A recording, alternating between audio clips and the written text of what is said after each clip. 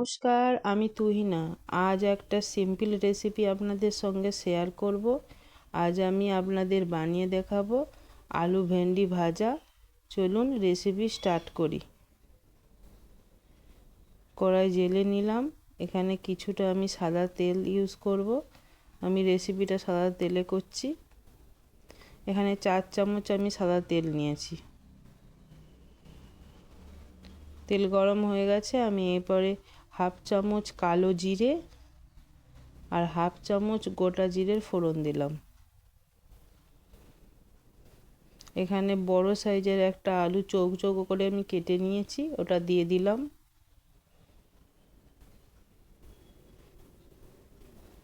আর এখানে হাফ চামচ হলুদ গুঁড়ো দিলাম,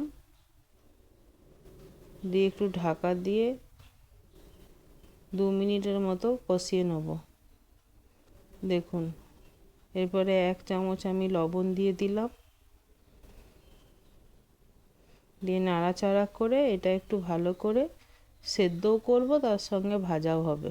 ঢাকা দিয়ে দিচ্ছি। ওই 3-4 মিনিটের মতো মিডিয়াম আঁচেতে এটাকে করব। এরকম করে বাড়িতে আপনি ভেন্ডি আলু ভাজা বানিয়ে দেবেন। যাদের বাড়িতে ভেন্ডির তরকারি খেতে পছন্দ করে না, তারা এরকম করে বাড়িতে বানিয়ে দিতে পারেন। এটা রুটি ভাত সবের সঙ্গে ভালো লাগে। দেখুন, ভেন্ডিটাও আমি দিয়ে দিলাম। ভেন্ডিটাকে আমি একটু অন্যরকমভাবে কেটেছি, আপনারা দেখতেই পাচ্ছেন। এতে দেখতেও ভালো লাগে আর খেতেও ভালো লাগে। এখানে হাফ চামচ লঙ্কা গুঁড়ো আর হাফ চামচ আমি লবণ দিলাম, কারণ আমি আলুতে অলরেডি লবণ দিয়েছি, সেই জন্য। ভালো করে মিশিয়ে নিচ্ছি।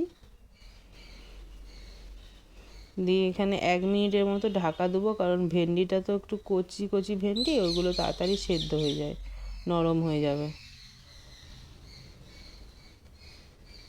দেখুন, ভেন্ডিটা প্রায় হয়ে এসছে।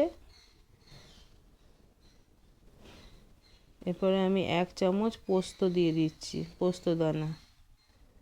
এতে ভেন্ডি ভাজার টেস্টটা চেঞ্জ হয়ে যায়, খুবই ভালো লাগে খেতে। এরকম সেম প্রসেসে আপনারা ভেন্ডি আলু ভাজা একবার বাড়িতে বানিয়ে দেখবেন, অবশ্যই মানুষ পছন্দ করবে। দেখুন, আমার এখানে আলু ভেন্ডি সবই সেদ্ধ হয়ে গেছে। ভালো করে ভেজেও নিয়েছি। আর অবশ্যই ননস্টিক প্যানে করার চেষ্টা করবেন, কড়া বা প্যানেতে ভাজাটা। এতে কম তেল লাগে আর এটা খুব ভালো হয় খেতে। চলুন, আমি গ্যাস বন্ধ করে নিলাম। আর এখানে আমি কিছুটা তুলে নিচ্ছি একটা প্লেটে। এরকম ঠিক আছে, রান্নাটা এখানেই শেষ করছি। পরের ভিডিও নিয়ে আবার তাড়াতাড়ি ফেরত আসবো।